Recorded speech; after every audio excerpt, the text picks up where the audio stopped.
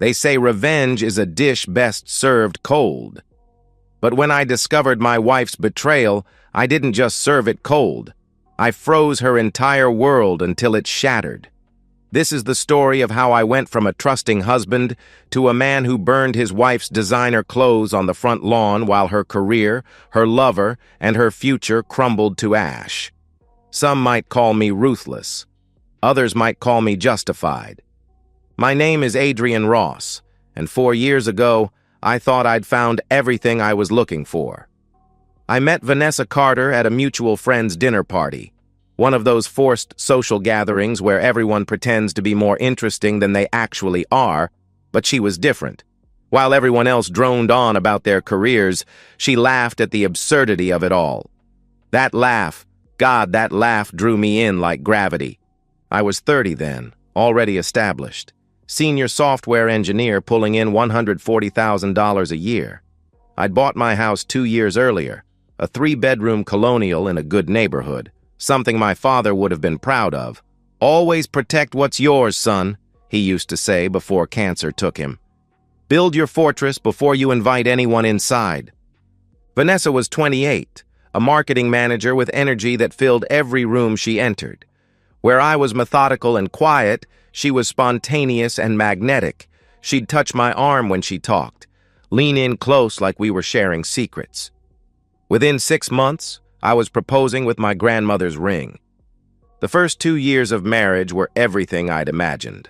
We traveled. Iceland in winter, watching the northern lights dance while she shivered against me, Japan in spring. Her taking 1,000 photos of cherry blossoms while I just watched her, amazed this woman chose me. Sunday mornings became our ritual. Coffee, crossword puzzles, her feet in my lap while rain drummed against the windows. Should we start trying for kids? I asked one morning. Soon, she'd say, kissing my forehead. Let me establish my career first. We have time. I believed her. I was patient by nature. Debugging code teaches you that. Problems reveal themselves if you wait and watch. 18 months ago, everything shifted. Her promotion to senior marketing manager came with longer hours, weekend strategy sessions, occasional travel. I'd cook dinner while she sat on the couch, laptop burning her thighs, scrolling through PowerPoints. Our bedroom became a place for sleep, nothing more. I'm exhausted, Adrian, became her refrain.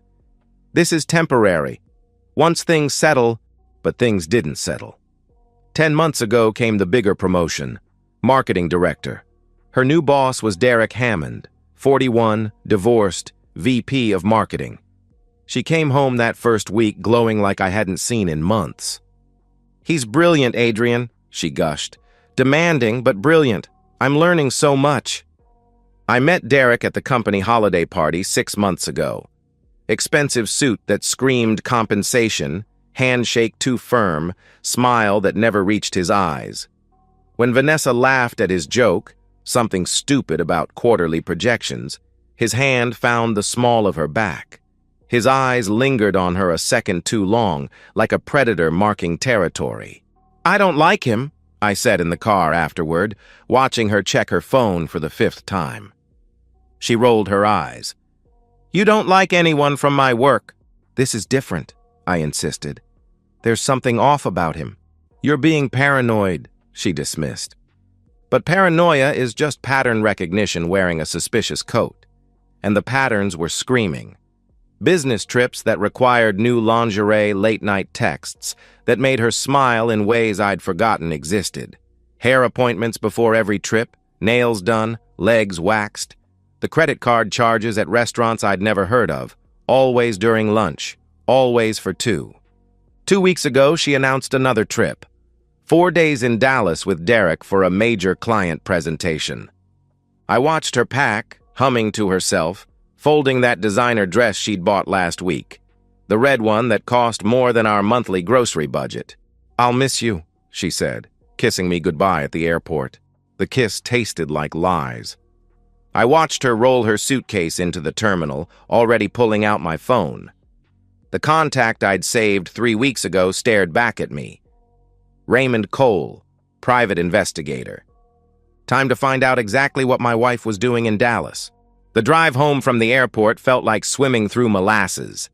Every red light stretched into eternity, my hands gripping the steering wheel until my knuckles went white. I'd already met Raymond Cole 1 week earlier. Former cop, 15 years on the force before going private. His office smelled like cigarettes and broken marriages. "I need to know the truth," I'd told him, sliding Vanessa's photo across his desk. "And if she's cheating, I need evidence. Bulletproof evidence." "Court admissible?" he'd asked. "Destroy her in court admissible," I'd answered. Raymond had nodded, no judgment in his eyes. "I'll get what you need." That evening, I sat in my home office, the house echoing with absence. Every creak sounded like accusation. At 7:47 p.m., my phone rang. "She never boarded the flight to Dallas," Raymond informed me. My chest caved in, even though I'd expected it. "What?" "She took a flight to Miami," he continued. "First class, seat 3B. Want to guess who was in 3A? I closed my eyes, my father's voice echoing. "Protect what's yours, son. Always." "Derek," I said flatly. "Bingo," he confirmed. "Got photos at the gate, boarding together, laughing, her hand on his chest. I'm on a flight down there now. You want me to continue?" "Get everything," I ordered. "Whatever it costs." The next 3 days were torture. I went to work, attended meetings, wrote code, all while my phone sat like a live grenade on my desk. Raymond's updates arrived in devastating increments. Day 1, 8:43 p.m. Photos of them at a beachfront restaurant. Candlelight. Her dress, the red one. Derek feeding her dessert from his fork, her lips closing around it while staring into his eyes, the way she used to look at me. Day 2, 11:15 a.m. Walking into the Fontainebleau Hotel, his hand on her lower back, guiding her. The lobby security footage Raymond somehow obtained showed them checking in together, one room. The honeymoon suite. Day 2, 7:22 p.m. Video from the beach, sunset. Them kissing with an intensity that made bile rise in my throat. His hands in her hair, her leg wrapping around his tourists walking past, oblivious to my world ending in 1080p resolution. Day 3, 9:15 a.m., emerging from the same room, her hair messy, wearing his shirt. The satisfied exhaustion on her face that I hadn't seen in over a year. I studied each image with clinical detachment, the same way I'd debug critical system failures. Isolate the problem, understand parameters, formulate solution. "I need more," I told Raymond when he called. "Adrian, this is already enough," he started. "I need something that will destroy her," I interrupted.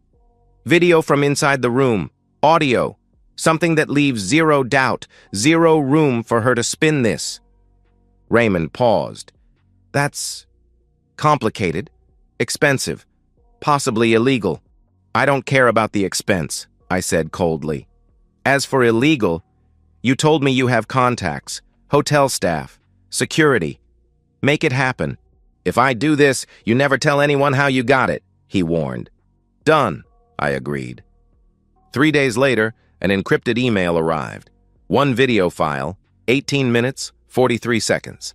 I sat in my darkened office, bourbon in hand, and pressed play. Hotel room footage, high definition, crystal clear audio, everything. Her telling Derek she loved him saying he'd leave his wife after the quarterly reports were done. Her laughing, saying I was sweet but boring. The intimate moments afterward that she'd stopped sharing with me months ago. Things she'd claimed she was too tired for. I watched it once. My face remained stone, but inside, something fundamental broke and reformed into something harder. Colder. When it ended, I closed the laptop and made a phone call. "Patricia Thornton," a crisp voice answered. "Ms. Thornton, I need a divorce attorney," I stated. "The kind that leaves nothing standing." "How bad is it?" she asked. "Adultery, video evidence. I want her obliterated." Patricia's voice turned sharp, eager. "Bring everything tomorrow. We'll destroy her." I poured another bourbon and opened my banking app. Joint checking, $47,000. Joint savings, $63,000. Vanessa's flight home was in 4 days. She had no idea the war had already begun, and she'd already lost. I called in sick for 2 days. Family emergency, I told my manager. Technically true, I was handling the emergency of excising a cancer from my family. Vanessa's texts arrived like clockwork, each one a fresh insult to my intelligence. Meetings are brutal. Miss you, baby. Derek is pushing us so hard, can't wait to be home. Presentation tomorrow. Wish me luck. I responded with calculated neutrality. Good luck. You've got this. Every word carefully measured to avoid suspicion while tasting like ash in my mouth. First order of business. The money. I sat at my computer, multiple browser tabs open. Joint checking. $47,000. Transferred to my personal account, the one Vanessa never knew existed, never asked about her disinterest in our finances was about to cost her everything. Joint savings, $63,000, transferred. Investment portfolio in my name alone. Untouchable retirement accounts, separate property. Within 48 hours, Vanessa's access went from $110,000 to exactly $2,847, her personal checking balance. I canceled our joint credit cards, removed her as an authorized user. Her next shopping spree would be declined at the register. The thought gave me grim satisfaction. Next, the house. I pulled out the deed, running my finger across the typed letters. Adrian Ross, unmarried man. Bought 2 years before meeting Vanessa. Paid down $140,000 of the $320,000 mortgage with my own money before she'd moved in. Patricia had confirmed it. Premarital asset. She can't touch it. The locksmith arrived at noon. Hispanic guy, maybe 40. Wedding ring tan line, but no ring. Rough divorce? He asked, replacing the deadbolt. Something like that, I replied. He worked in understanding silence, changing every lock. Front door, back door, garage, even the side gate she never used. 5 sets of new keys, all mine. The hardest part came next. I stood in our bedroom, my bedroom now, and began the excavation. Every dress from the closet, every pair of designer heels she'd needed for work. The lingerie I'd bought her for our anniversary, still with tags. The lingerie she'd bought herself, tags removed, worn for someone else. 32 industrial trash bags. I was methodical, checking everywhere. The bathroom, makeup palettes, skincare products that cost more than car payments, hair tools. The home office, her vision boards, marketing books, the journal she thought I didn't know about. I found the journal in her nightstand. Flipped to recent entries. Derek makes me feel alive again. Adrian is a good man, but safe, predictable. Derek is fire. Maybe I married too young. I added it to the bags. Evidence for Patricia. The guest room closet held her family photos, childhood mementos, the wedding dress preserved in plastic. The dress went in a bag. The photos let her explain to her mother why she doesn't have them anymore. By evening, 32 bags formed a pyramid on the front lawn. Black plastic monuments to betrayal. Tom from next door wandered over, beer in hand. Spring cleaning? He joked. Something like that, I answered. He studied my face, saw something there. You need anything, brother? I'm here. Thanks, Tom, I said. He retreated, but I caught him snapping a photo of the bag mountain. The neighborhood group chat would be buzzing tonight. Inside, the house looked different. Cleaner. Mine. Every trace of her erased like debugging bad code. Identify the error, remove it, compile again. Patricia called at 9 p.m. Papers are ready. Process server is scheduled. She lands Friday at 3 p.m., I informed her. I want her served at my doorstep, 4:30 p.m. You sure about this? She asked. Once we serve papers with adultery grounds? I'm sure, I interrupted. She brought Derek into our bed, Patricia. Maybe not literally, but she brought him into our life. Now she can deal with the consequences. The video evidence? You're prepared for that to potentially become public record? She warned. I'm counting on it, I replied. After hanging up, I stood at the window, staring at the bag mountain. Vanessa texted again. Presentation went amazing. Derek says I killed it. Celebrating tonight, then flying home tomorrow. Can't wait to celebrate with you too. I typed back, great. Then I set an alarm for Friday, 4 p.m. The label read, Judgment Day. I walked upstairs to sleep in a bed that finally felt clean. Friday arrived with unusual clarity. No clouds, no ambiguity, just hard sunshine and harder truths. At 4:15 p.m., I stood at the living room window like a sniper in position. The bag mountain had shifted overnight, some tipping over, clothes spilling onto grass like entrails. Perfect. My phone buzzed. Landed. Be home in 20. Miss you. I didn't respond.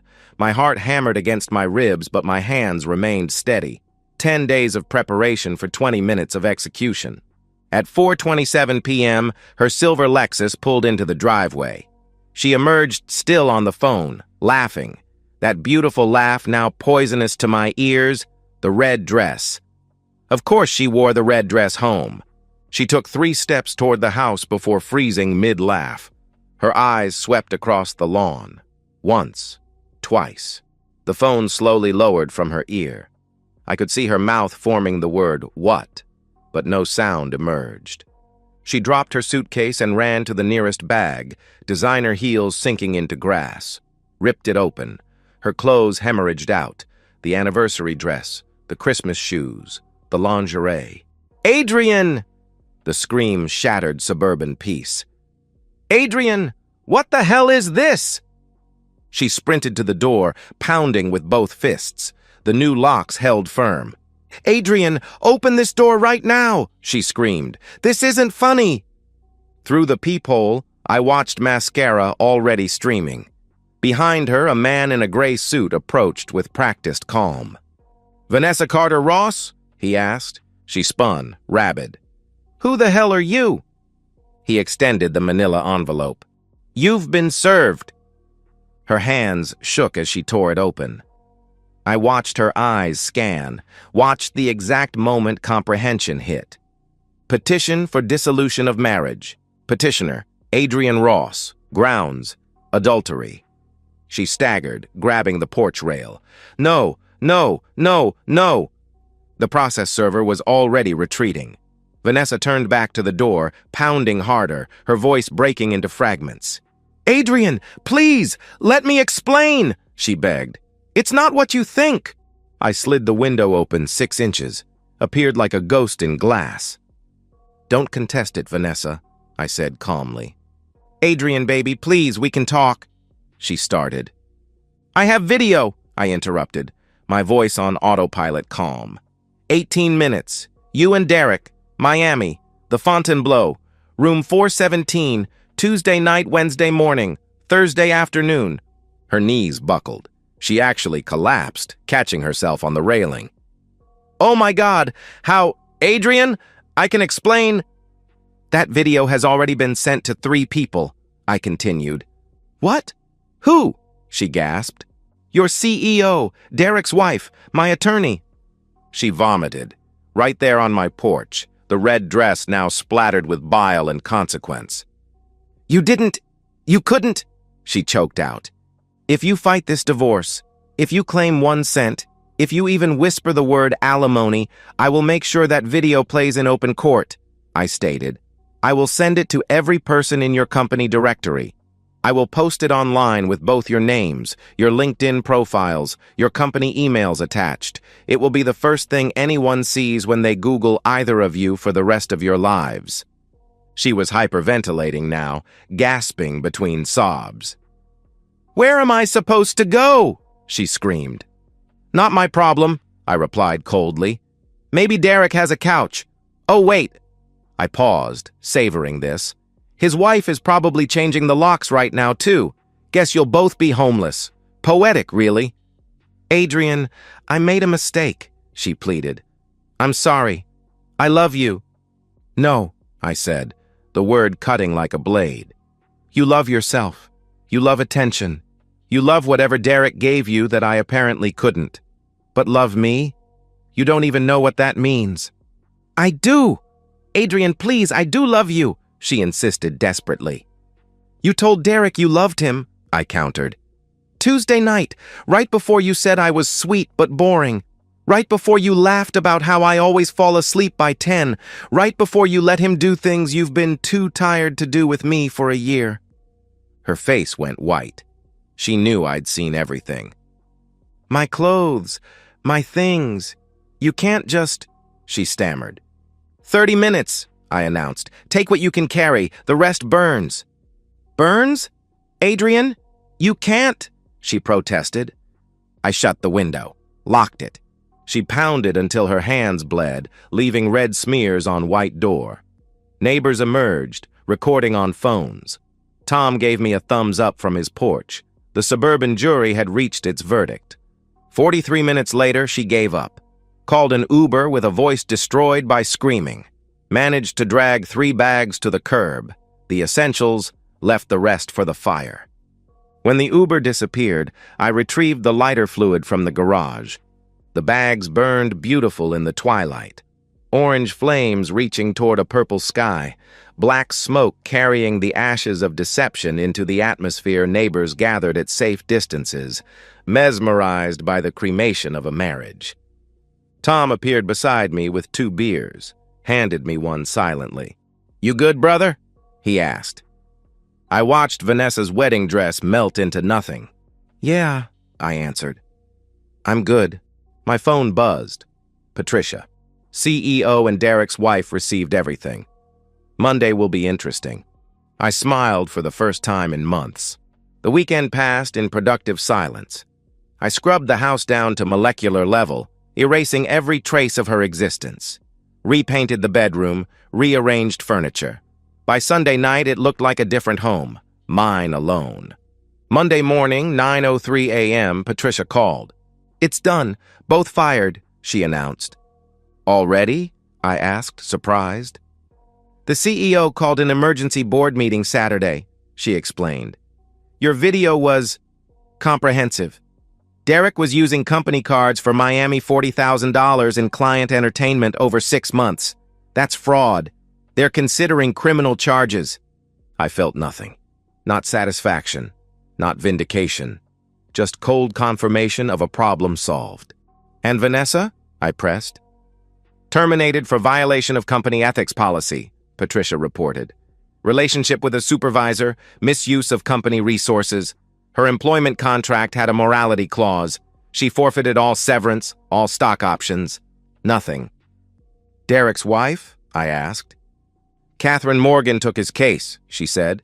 "You know that name?" "No," I replied. "She's the one who took Senator Walsh's husband for everything after his affair," she informed me.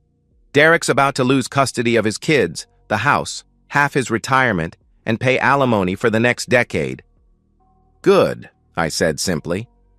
That afternoon, Tom texted, "Vanessa just pulled up to her office. Looks rough." 3 hours later, another text. "Security just escorted her out. She was crying." At 4:47 p.m., Patricia called again with details from her HR contact. "Vanessa had a complete breakdown," she reported. "Screaming about unfair treatment, sexual discrimination. They had to call security. She threw a laptop at the wall." "Derek?" I asked. "Tried to negotiate," she continued. "Threatened to sue for wrongful termination. They showed him the receipts. Every dinner charged to the company while he was supposedly in Dallas. He shut up real quick." That evening, my phone exploded with unknown numbers. "Adrian, please. I lost everything. Please, just talk to me. You destroyed my life. Are you happy? Was your revenge worth it? I'm at a Motel 6. I have $2,000 to my name. Please." "Derek's wife took everything. His accounts are frozen. We're living in his car. You did this." I blocked each number without reading further. Tuesday, the divorce finalized. Vanessa didn't contest, couldn't contest. The threat of public humiliation was too great. I kept the house, all savings, all investments, my retirement, everything I'd built before her and during her. She kept her car, 3 months behind on payments, her personal checking account, and whatever clothes didn't burn. Derek's wife filed an emergency custody motion, Patricia updated me. He showed up drunk to his son's school, lost visitation rights. He's spiraling. And Vanessa? I inquired. Last update, they're together, she answered. Moved 3 hours away to some small town. But here's the thing. I made some calls. Word spread through the entire marketing industry. That video might be private, but people talk. They're unemployable in any major city. They deserve each other, I said coldly. One more thing, Patricia added. Derek's wife is suing Vanessa for alienation of affection. It's a long shot, but it'll cost Vanessa whatever she has left in legal fees. I felt nothing. Like watching a building demolition from a safe distance. Structural collapse was inevitable once the supports were removed. That evening, I drafted an email to my manager. I'd like to explore relocation opportunities. Fresh start. Response within an hour. Austin office has been asking about you. Same salary, better benefits, full remote flexibility. Interested? Yes, I typed back. I started packing immediately. Not running, advancing to a better position. My phone rang. Unknown number. I almost ignored it, then recognized the area code. Vanessa's mother. Adrian? What have you done to my daughter? She demanded. She did it to herself, Linda, I replied evenly. She made a mistake, she protested. People make mistakes. No, I corrected her. A mistake is forgetting an anniversary. This was a choice. Hundreds of choices. Every lie, every night she didn't come home, every time she looked me in the eye and chose Derek, those weren't mistakes. You've ruined her life, she accused. I protected mine, I stated flatly. I hung up. Blocked her too. Outside, the burn marks still scarred the lawn where her belongings became ash. Tomorrow, new sod. Next week, new state, new life. My father was right. Protect what's yours, always. 6 months later. I stand on my downtown Austin balcony, 23rd floor, watching the sun paint the city gold. The condo is everything the suburban house wasn't. Modern, minimal, mine alone. Sold the house for $450,000. After paying off the remaining $180,000 mortgage, I walked away with $270,000. Combined with my saved assets, $680,000 net worth at 35. The new job is better. $160,000 salary, equity options, actual work-life balance. I code from home, walk the river trail at lunch, climb at the gym where nobody knows my past. I'm dating again, casually. Leah, a software architect with her own startup. She knows I'm divorced, doesn't pry. We take it slow, honest, no games. She stays over sometimes but keeps her own place. We both like our space. It works. Tom texts occasionally with updates I didn't ask for. Heard Vanessa's waitressing at some truck stop diner in Waco. Derek's selling insurance door to door. They're still together. Miserable. But together. I don't respond. They're strangers now. Background processes terminated, memory freed. My phone buzzes. Unknown number. I decline without checking. I pour Blanton's, the good stuff, because I can afford it now without someone questioning the expense. Raise the glass to the skyline. To freedom, I say to the empty air. The bourbon burns clean going down. Below, Austin buzzes with possibility. New company going public next year. My equity could triple. Leah mentioned a startup opportunity Tom's planning to visit next month. Life moves forward, not backward. Another unknown call. Decline. I smile, not with bitterness or satisfaction, but with genuine peace. The opposite of love isn't hate, it's indifference. And I've achieved perfect indifference. I didn't just survive the betrayal, I transcended it. And I'm never looking back. The past is ash on a lawn 300 miles away. The future is golden, spread before me like a promise I made to myself and kept.